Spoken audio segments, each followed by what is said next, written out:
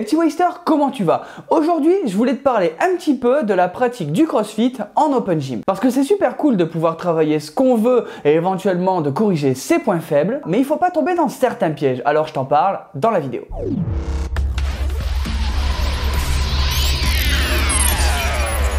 Bon, déjà, tu dois être au courant que j'ai des journées bien remplies.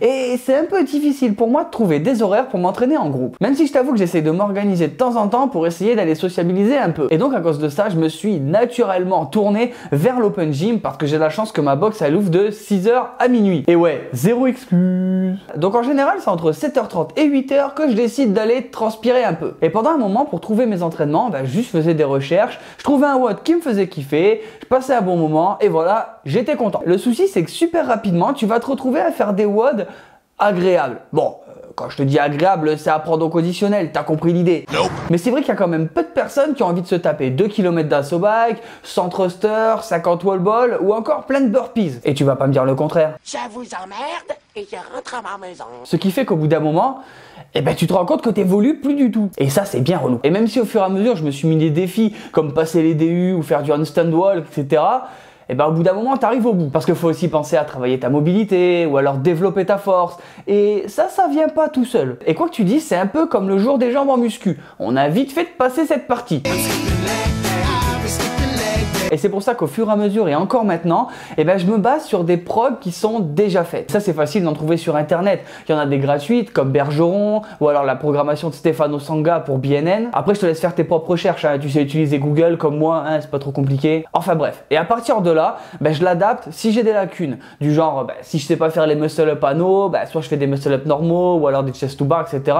Je me fais mes propres scales à moi. Non, je te vois venir, me dis pas que je peux aussi le rendre plus dur parce que jusqu'à maintenant, j'ai jamais eu à redire sur la difficulté d'un de ces WOD. Vraiment. À chaque fois, c'était plutôt je vais galérer comme un gros porc pour le faire. Après, tu as aussi d'autres solutions. Si tu as vu la vidéo où je te parlais de comment j'ai changé d'avis sur le CrossFit, entre la musculation et le moment où je suis rentré dans une box, je t'avais parlé de la programmation SEALFIT. Ça, c'est un livre que tu peux trouver sur Internet, sur Amazon, etc. Par contre, c'est en anglais, tu m'excuseras, tu feras quelques efforts pour lire. Ça, c'était vraiment un truc de fou. Enfin, je pense que ça l'est encore. C'est une prog qui se passe en 4 temps. Le premier, on va dire que c'est la mise en bouche si tu es un petit débutant pour te faire au rythme. Ça dure 4 semaines. Après, tu as un entraînement basique, 4 autres semaines, avant de passer sur les 8 semaines d'entraînement avancé qui sont aussi utilisés pour passer les concours préparatoires à rentrer chez les Navy Seals.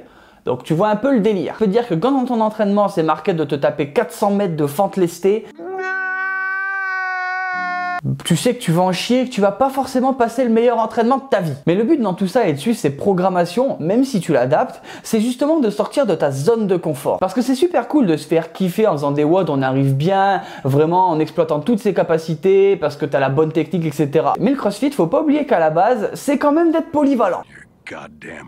Alors si tu as juste envie d'être bon sur un exercice ou alors sur un type de cardio, je pense que la discipline, elle te convient pas forcément. Un autre point aussi, quand tu suis des programmations comme ça, c'est que tu suis un objectif et que tu vas, mine de rien, évoluer. Parce que les gens qui l'ont fait, normalement, ils sont pas trop débiles et ils veulent te mener quelque part et donc améliorer ton niveau. Ouais, c'est pas faux. Et donc, mine de rien, tu te retrouves avec un entraînement qui est cadré, qui te fait avancer et qui peut-être pourra même te donner envie de faire de la compète. Il y a quand même un truc important à souligner, c'est que les entraînements que tu peux trouver, c'est bien, tu peux faire ce que tu veux, mais il faut pas oublier qu'il faut quand même avoir une grosse base, on va dire, pour éviter de faire n'importe quoi, parce qu'il faut pas oublier que tu es tout seul. Et si ta technique, elle est à chier, moins pire, tu vas juste pas évoluer au bout d'un moment et au pire, tu risques de te blesser.